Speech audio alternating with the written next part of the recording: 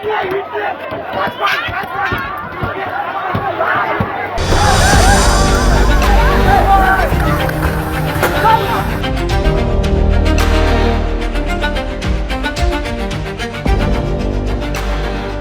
বিশ্ববিদ্যালয়ের তৃণমূলপন্থী অধ্যাপক সংগঠন ওয়েব কুপার বার্ষিক সভাকে কেন্দ্র করে ধুন্ধুমার।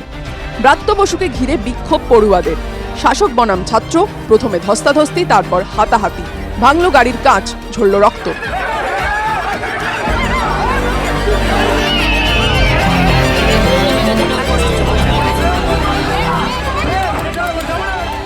শিক্ষামন্ত্রী যখন গাড়ি নিয়ে বেরিয়ে চলে যাচ্ছেন তখন তার গাড়ি এতটাই গতিতে ছিল যে একটি ছাত্র সেই গাড়ির তলায় আহত হয়, এমনটাও অভিযোগ জানানো হয় আন্দোলনকারী ছাত্রদের তরফ থেকে। যাদবপুরের ঘটনায় সরগরম রাজ্য রাজনীতি।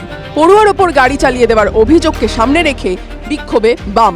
পাল্টা আন্দোলনের নামে অভব্যতা এবং গাজোয়ারির অভিযোগ তুলে সরব তৃণমূলও। মন্ত্রী নিজে সাংবাদিক ডেকে ঘটনার ব্যাখ্যা দিয়েছেন। শনিবার বিকেলে ওয়েটির সামনে ঠিক কি ঘটেছিল? মন্ত্রীর গাড়ির স্টিয়ারিংয়ে যার হাত আর ব্রেকে যার পা ছিল সেই রেহান মোল্লা কি বলছেন? ব্রাত্য বসুর গাড়ির চালকের মুখোমুখি আনন্দবাজার অনলাইন।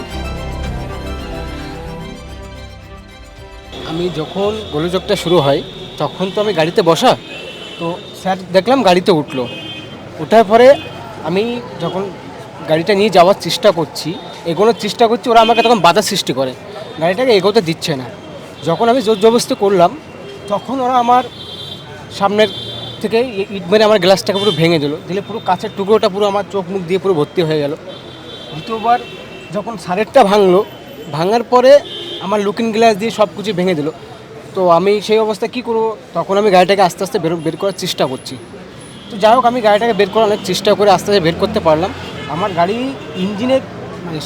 ইঞ্জিনের সামনে যিনি বসা ছিল, উনি যখন আমি গাড়িটাকে থামাচ্ছি না তখন উনি ইট নিক্ষেপ করার জন্য আমার দিকে যখন নিক্ষেপ করার চেষ্টা করলো, তখন আমি বাধ্য হয়ে আমি শ্যাটেল ব্রেক মারলে উনি বাঁদিকে পড়ে গেলেন। আমি ডান দিক দিয়ে স্যারকে যেভাবে সেফটি করে আমি নিয়ে আমার গাড়ি বের করে নিয়ে চলে গেলাম। মানে আপনি ব্রেক কষেছিলেন? হ্যাঁ। আপনি কি ভয় পেয়ে গেছিলেন? না, ভয়ের তো কিছু নেই। যে দেখুন, একটা আতঙ্কের ব্যাপার এখানে, যেহেতু ওরা আমার সামনে গ্লাসটাকে পুরো ফেটে দিয়েছে, পুরো গ্লাসের যে টুকরোগুলো আছে পুরো আমার চোখ মুখ দিয়ে পুরো ভর্তি হয়ে গেছে। আর যেহেতু সামনে গ্লাসটা ভাঙা ছিল, অতটা দেখতেও পাচ্ছিলাম না। আমি যেভাবে হোক আমি সেফটি করে আস্তে করে নিই। আমি তখন গাড়ির স্পিড কত ছিল?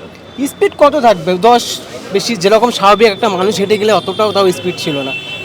ওখানে বলছে যে গাড়িটা খুব স্পিডে প্রায় 50-60, ওখানে যদি 50-60 স্পিড থাকে তো ওইটুকুর মধ্যে যদি 50-60 স্পিড কখনো তো উঠবেই না। অতগুলো লোকের ওখানে 100 লোক আছে, ওর মধ্যে আমি কী করে 150 স্পিড আমি গাড়িটা চালাবো?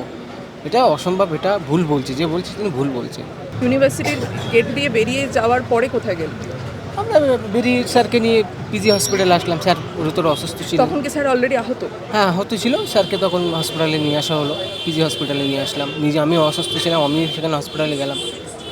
আপনার কোথায় কোথায় চোট লেগেছে? আমার চোট বলতে আমার এই গ্লাস যখন ভেঙেছে, তো ভাঙার পরে যখন চোখে মুখে একটু হালকা লেগেছিল, ওটা স্যাম্পলিং ঠিক হয়ে গেছে, ওটা নিয়ে কোনো অতটাই হয়।